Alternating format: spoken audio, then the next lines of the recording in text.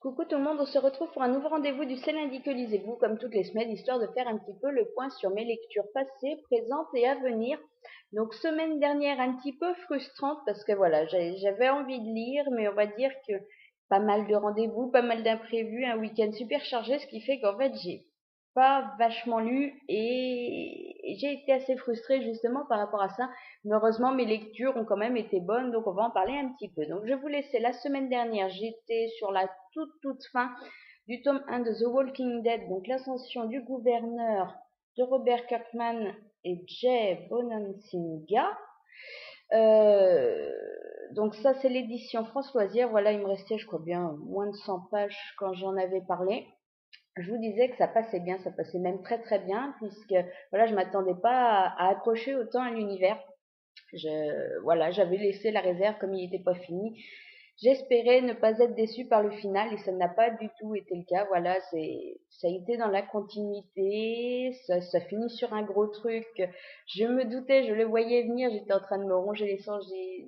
Ça, voilà, ça va tomber. Ça n'a pas manqué. Voilà, donc dans l'ensemble, une super lecture.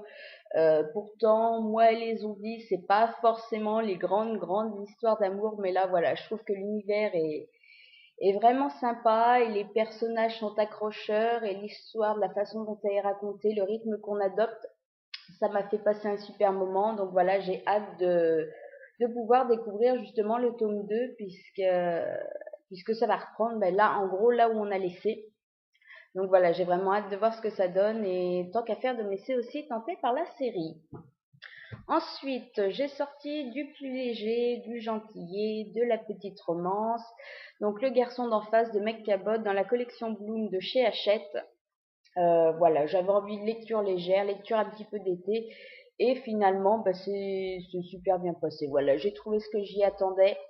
J'ai pas été surprise parce que voilà, comme toutes les histoires du genre, c'est très convenu. Voilà, on le commence, on sait en gros déjà comment ça va finir, par quelles étapes un petit peu on va passer. Donc voilà, ça suit le schéma habituel. Je croyais que c'était principalement de l'échange de mails. C'est même pas principalement, c'est uniquement de l'échange de mails. Donc pour une lecture rapide, ça passe très bien. Moi, j'ai aimé le côté un petit peu potin. Voilà, ces échanges de mails.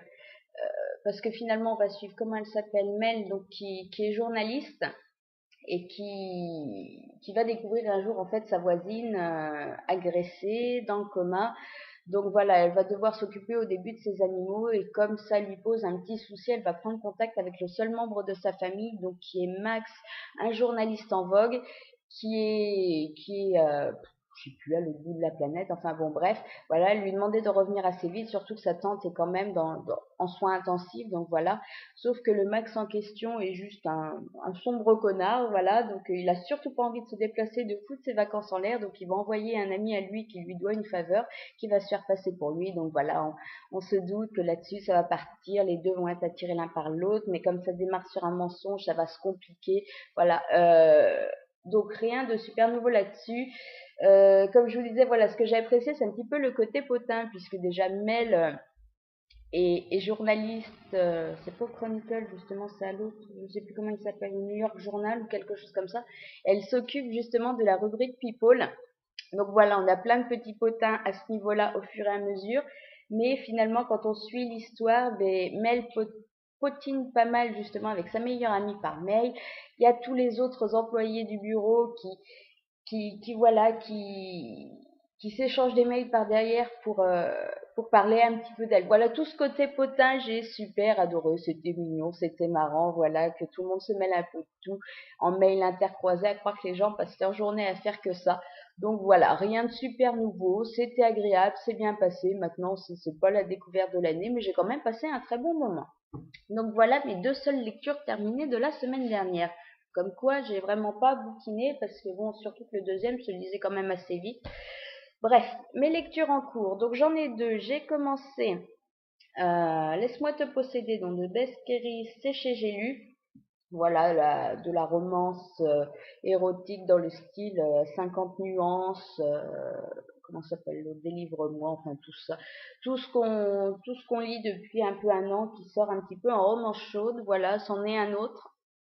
l'histoire, enfin le synopsis derrière ne dénote pas avec les autres livres du genre. Voilà, j'en ai lu une centaine de pages. Je dois dire que ça reste quand même assez vachement proche de 50 nuances dans le sens où la petite nénette est étudiante. Bon, celle-là est étudiante en art. Mais voilà, le riche et séduisant jeune homme de notre histoire et patron d'entreprise, multimilliardaire, tout ça, voilà. C'est un homme qui aime tout contrôler, c'est un homme qui finalement est un dominateur. Alors voilà, ça, on retrouve vraiment pour moi la base de 50 nuances. Maintenant, j'ai envie de dire, j'aime beaucoup plus celui-ci dans le sens où heureusement, donc Francesca n'est pas une grosse nunuche.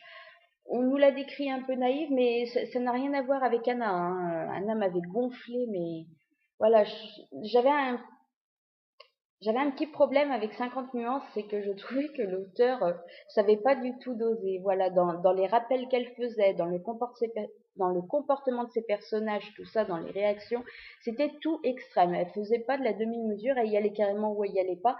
Ben là, c'est vachement plus mesuré. Voilà, j'ai envie de dire, elle est même pas naïve, Francesca. C'est plus de la candeur. Voilà, elle est pas innocente. Alors, à l'heure actuelle, je sais pas du tout où elle en est dans sa vie sexuelle, mais voilà, elle a pas l'air d'être vierge. Ou si c'est le cas, elle n'est pas nunuche, coconne, crucruche comme avait pu m'agacer Anna.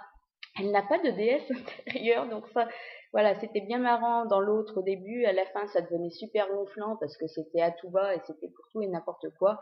Donc voilà, même Yann me plaît bien puisque voilà, même si comme il le dit, il a besoin de dominer les dominateurs, mais il est quand même moins rude, enfin, au moins à l'heure actuelle, hein, je vous dis au bout de 100 pages. Mais voilà, ça a l'air quand même plus... Le style me plaît plus parce que voilà, là, je trouve que c'est bien écrit. Pour l'instant, ça passe bien, donc de toute façon, bah, je vous en reparle la semaine prochaine, mais pour l'instant, c'est une lecture agréable. Et oui, d'ailleurs, j'ai vu ce matin qu'il y avait un exemplaire à gagner chez Moody.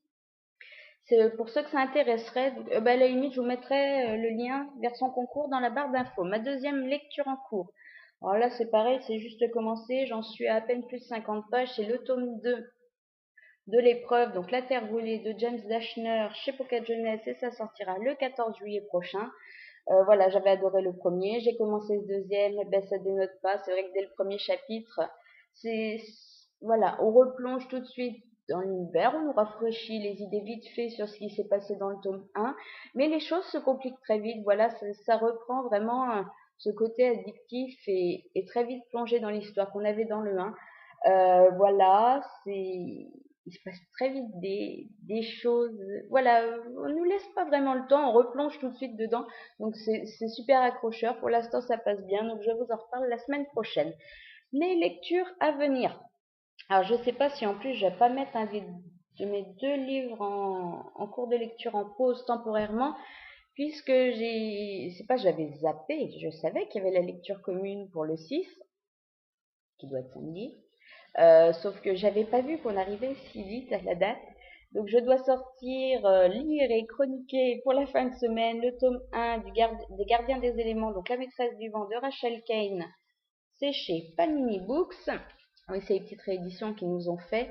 Euh, voilà, je pense que oui. Je sais pas du tout lequel des deux je vais mettre en pause temporairement, mais je vais essayer de le commencer assez vite, surtout pour peu qu'en plus ça traîne un peu à commencer. Donc j'ai pas forcément super le temps de finir cette semaine, ça risque d'être juste. Donc voilà, bah, depuis le temps que je me tâtais à le découvrir ou pas, ça va être le moment de le sortir, donc j'espère passer un bon moment. Pour l'instant, ce que je connais de Rachel Kane, c'est quoi? C'est Vampire City.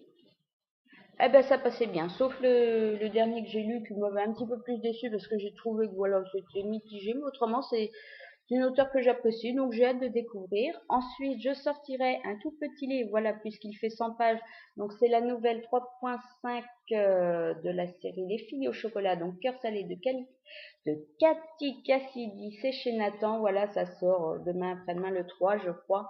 Euh, donc le 3 ou le 4, ouais. Ce tome 3 et demi donc nous parle, pour une fois, on sort des sœurs, voilà. On nous parle de Shed, donc on avait découvert dès le tome 1 qui est le petit ami de Chéri. Donc voilà, j'aime beaucoup ce personnage en plus, donc j'ai hâte de découvrir sa petite nouvelle intermédiaire, de replonger aussi dans l'univers. Voilà, c'est avant d'entamer justement le tome 4, donc de voir ce que ça donne.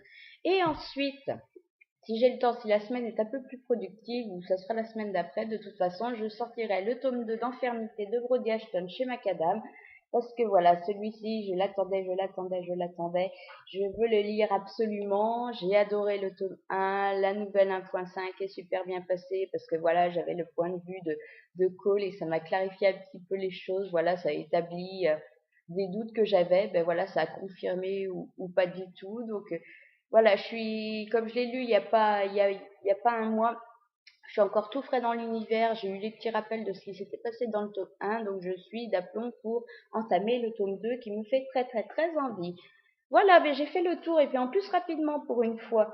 C'est parfait. Donc la semaine prochaine, oui, je ferai un lundi normalement, sauf imprévu, puisque voilà, dans 3 jours, c'est les vacances des enfants. Donc je sais pas trop comment ça va se boutiquer. Ça sera peut-être pas forcément lundi, ça sera plus quand j'aurai l'opportunité. Je vais essayer voilà, de garder les rendez-vous le lundi, mais si c'est concrètement pas possible, ben, ou ça sera un autre moment dans la semaine, ou alors ben, il y aura des lundis où il y aura pas, je sais pas. On va voir comment ça va se mettre. En attendant, je vous dérange pas plus longtemps. J'espère que vous avez fait de bonnes découvertes livresques cette semaine.